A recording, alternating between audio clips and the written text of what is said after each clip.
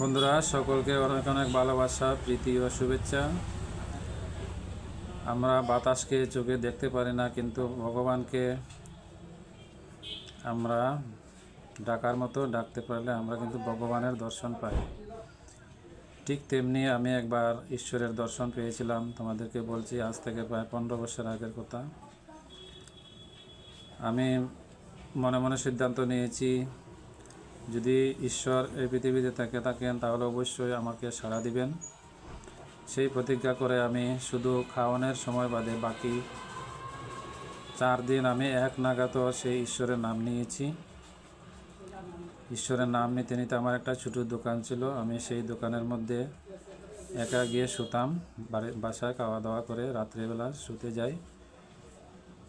যখন আমি দোকানের দরজাটা লাগিয়ে বিছনার মধ্যে শুধু লম্বা হয়েছি, তখন আমার সমস্ত শরীরটা কাঁপুনি শুরু হয়ে গেছে। এবং কাঁপুনি শুরু হতে হতে হঠাৎ একটা আলোকের রশ্মি দেখতে পেলাম। আমার বিছানার ঈশান কোণা দিকে একটা আলোক ঝলমল করছে।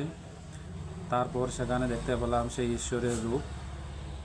এবং আমার দুর্ভাগ্যের বিষয়, আমি কিন্তু মুখ খুলে কিছু বলতে পারিনি। শুধু উনি এসে বললেন, ঈশ্বর এসে বললেন আমাকে, তুই এত চিন্তা করছিস কেন? আমরা তো রয়েছি, আমি তো রয়েছি। এবং সব দেবতা ছিলেন, কিন্তু ওনার সেই পরমেশ্বরের সাইড দিয়ে দুর্গা, কালী সব দেবতা ছিলেন। তো শুধু একজনই কথা বলছেন, সেই ঈশ্বর। তো এটা তোমাদের সামনে আমি শেয়ার করলাম। কেমন লাগেছে বন্ধুরা একটু কমেন্ট করে বলো আমাকে। এবং একটা বড় বিপদ থেকে আমি কিভাবে রক্ষা পেলাম আমি বলছি তোমাদেরকে, শোনো বন্ধুরা। তো আমি যে দোকানের কথা বলছিলাম, আমি সেই দোকানে 3 জন বন্ধু মিলে আমরা একটু গল্প আড্ডা করেছিলাম। এবং অনেক শুকনো বাঁশের বেড়া ছিল, আর সেই বাঁশের বেড়ার মধ্যে আমরা একটা বড় ক্যান্ডেল জ্বালিয়ে আমরা গল্প করছিলাম।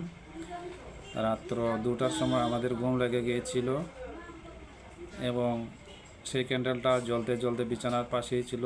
সেই শুকনো বাঁশের কাঠের মধ্যে এসে ধরে যাচ্ছিল। এমন সময় ঈশ্বর আমাকে একটা স্বপ্নে দেখালেন। সেই স্বপ্নের মধ্যে একটা লোক এসে আমাকে ধারালো একটা অস্ত্র দিয়ে আমাকে আঘাত করছিল। তখন হঠাৎ আমি সজাগ হয়ে যাই। ভয়ে সজাগ হয়ে দেখি আমার দোকানটা শুধু আগুন লাগে অবস্থা। তৎক্ষণাৎ সবাইকে ডেকে উঠিয়ে আমি তাড়াতাড়ি সেই ক্যান্ডেলটাকে আমি নিভিয়ে দিই, না হলে আমার কী যে হয়ে যেত। তাহলে ঈশ্বর কিভাবে দেখো আমাদেরকে রক্ষা করে চলেছেন। বন্ধুরা, যা বললাম সত্যি বললাম। বন্ধুরা, আমি যদি কোনো মিথ্যা কথা বলে থাকি, তাহলে ঈশ্বর যেন আমাকে আর কোনো দিন মানুষ জন্ম না দিয়ে সবসময় যাতে আমাকে অন্য কিছু করে রাখি দেন। যা বললাম সব সত্যি বললাম। একবার বলো হরি, মধুমাখা হরি নাম বলো হরি।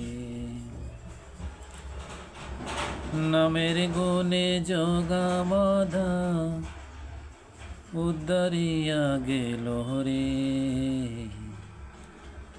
মধুমাখা হরির নাম বলো হরি।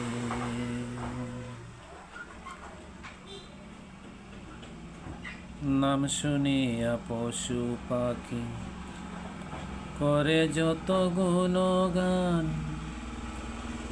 নামে আছে গয়া কাশী, নামে আছে বৃন্দাবন।